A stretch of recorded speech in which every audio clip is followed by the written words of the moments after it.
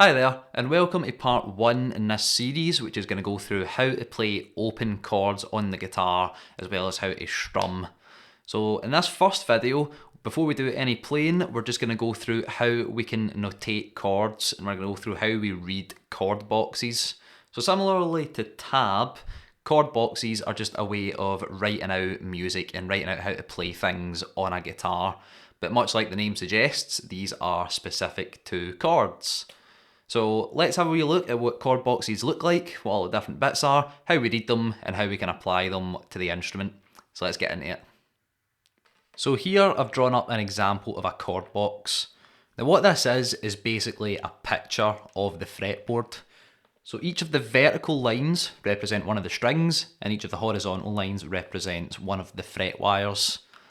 So the low E string, which is the string closest to the sky, is this one here on the far left, and then the high E string, which is the string closest to the floor, is over here on the far right. If you're seeing an actual chord box, you wouldn't have sky and floor written in on it. I just did that to help you figure out where different bits are. And then the middle strings, obviously, are the middle strings. So the next thing I want you to look at is this number 2 written up here.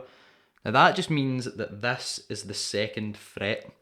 Now that won't necessarily always be a number 2, it could be anything, it could be a 3, or a 4, or a 5, or whatever, depending on what chord you're playing. That number just tells you where on the fretboard we are exactly.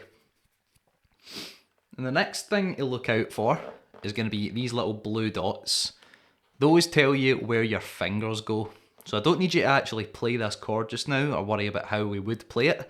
I just need you to know that this means we put one finger, on the second fret of the B string, and we need to put a finger on the second fret of the G string, and a finger on the second fret of the A string.